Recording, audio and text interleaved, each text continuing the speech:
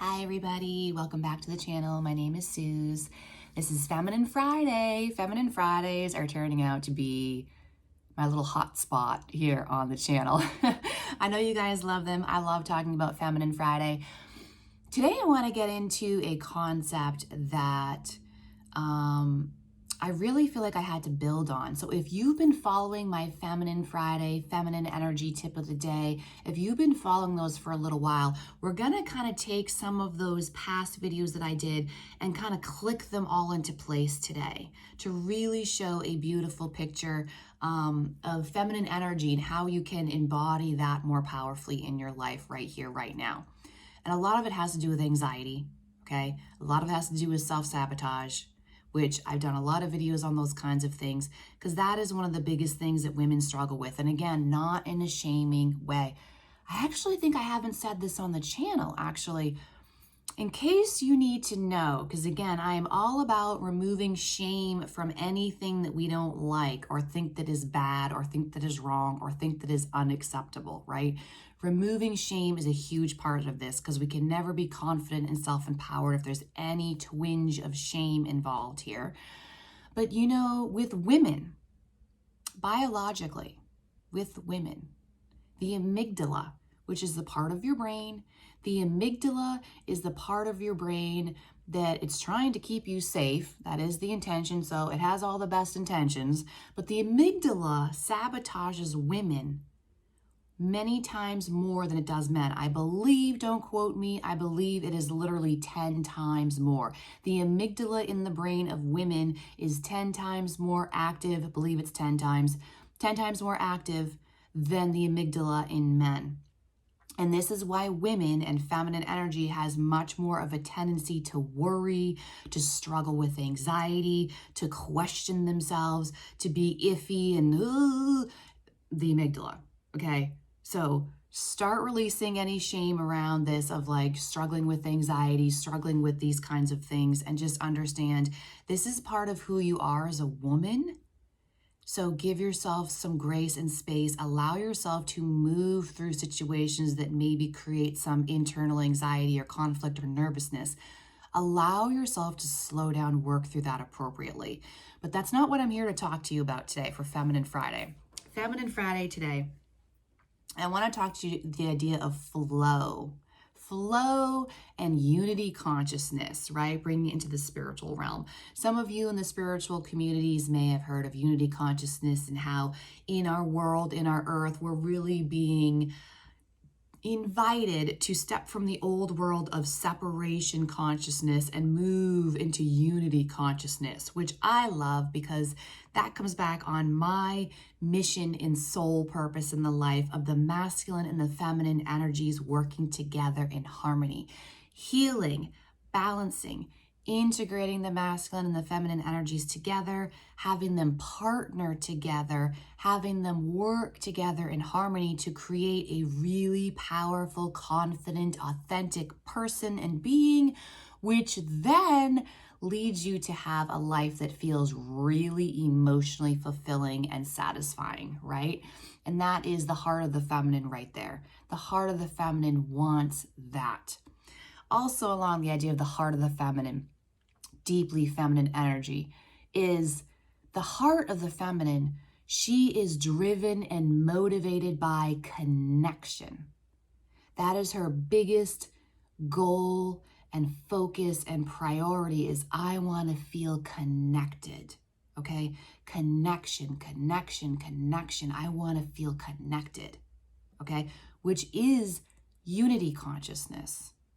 Everything connected, everything in unity, everything working together in harmony to create a community, to create a collective that is moving forward together with the same vision, the same values, the same whatever, to create this life, this environment, this community that feels really good to everyone who's involved. That's basically unity consciousness, right? The masculine and the feminine working together so the feminine can have that connection, the united feeling and energy happening. But in order to get there, the feminine has to be very relaxed. And this again is one of the videos I've talked about previously in former videos on Feminine Friday, feminine energy tips of the day. The feminine energy has to be relaxed, but a feminine cannot be relaxed if there's any level of anxiety.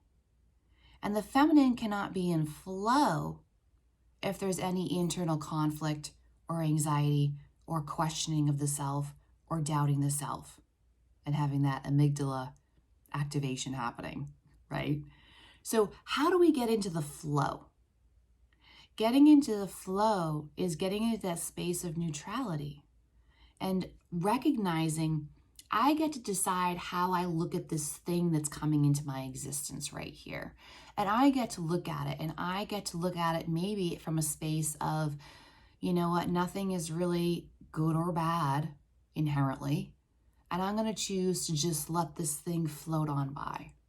And the more that we get into that space of non-resistance to what is, and we learn to calm the anxiety potentially within ourselves and not let the internal anxiety spill out into our reality in the form of whether it be self-sabotaging behaviors or instant gratification hits to temporarily release that anxiety energy. If we get into the more of the flow of it is what it is, then more of the good starts to come in.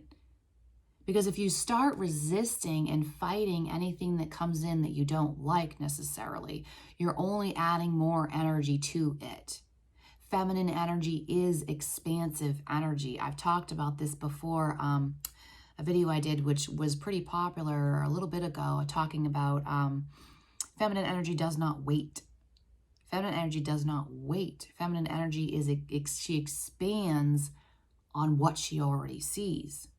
So you have to be very careful. What am I expanding on? Where I put my attention or my focus or my thoughts or my emotions, I'm creating more of that. So if something is coming into my physical reality that I don't necessarily like, or it's not something I want to have more of, then I can't be energetically engaging with that thing. And again, if it's something I don't like, I'm creating resistance and lack of flow when I'm focusing on how much I don't like this thing that's in my current existence and how much chaos it's creating inside my own mind and my heart and my being and my body and whatever else. But if I allow things to float on by, I'm in flow. And when I'm in flow, I feel relaxed.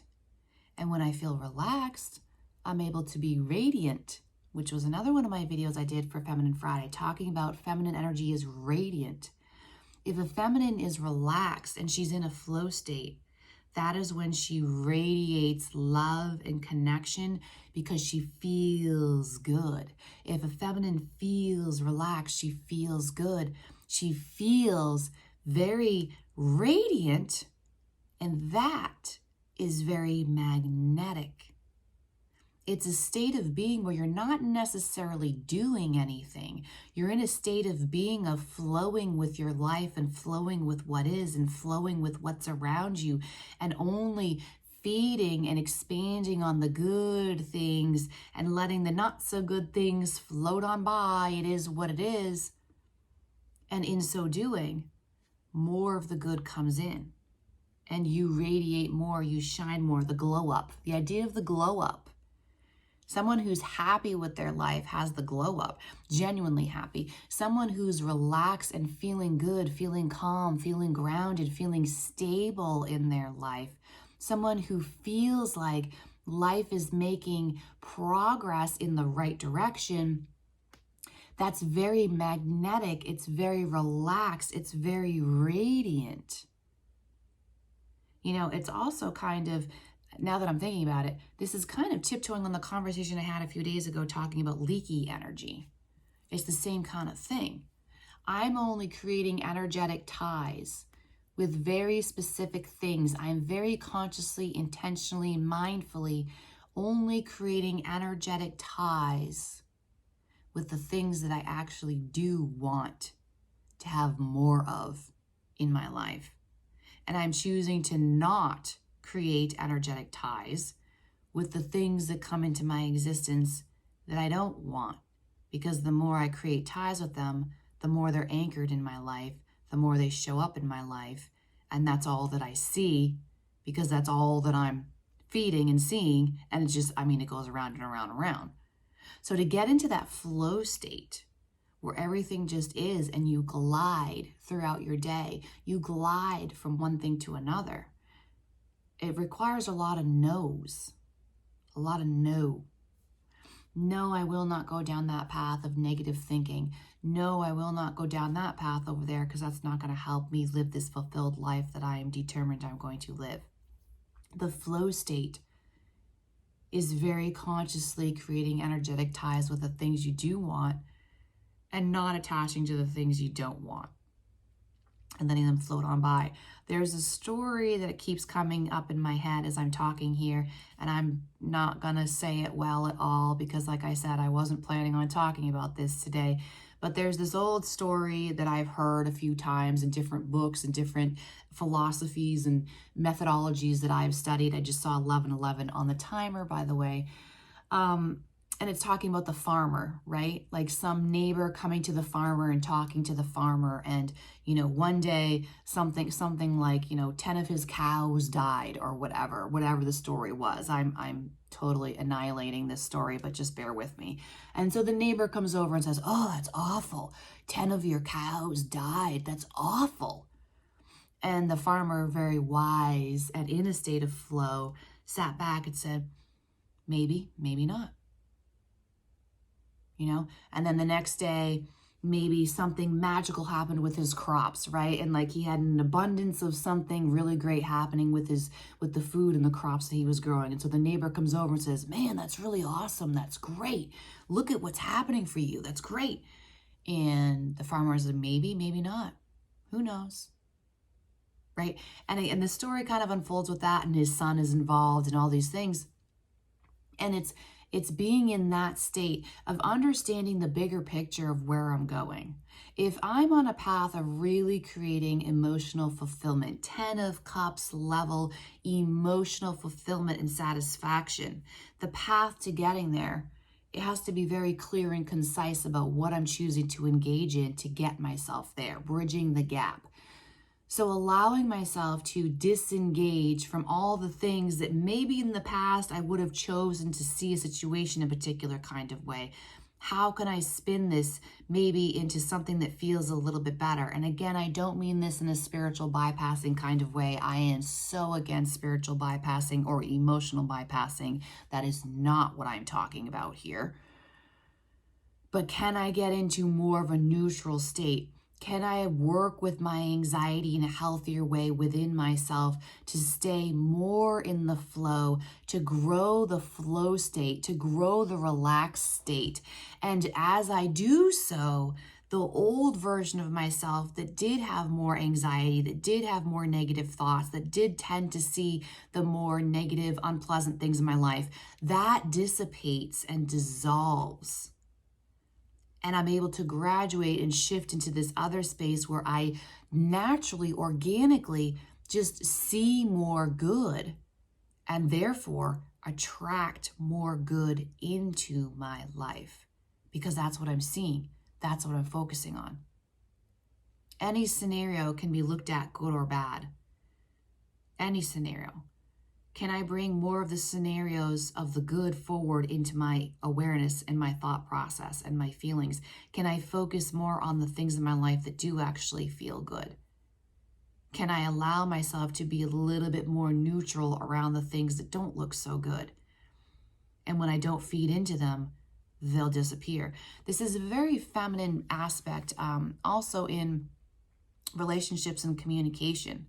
Being very careful what you choose to communicate and what kinds of communication that may be coming towards you do you allow yourself to engage in.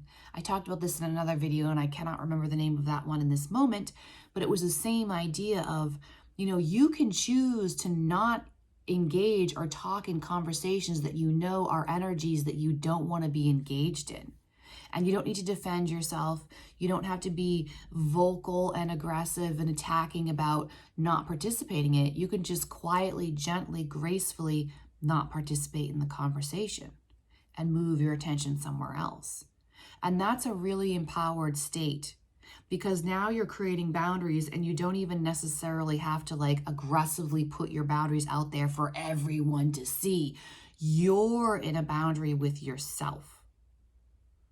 That's what it was about. The video was about the boundaries, the most powerful boundaries you can make.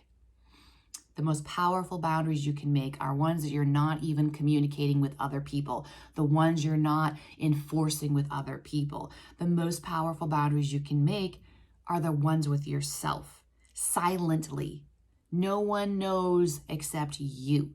The conversation is with you only. I don't need to engage in that. I don't need to participate in that. And I simply can just redirect my focus over here.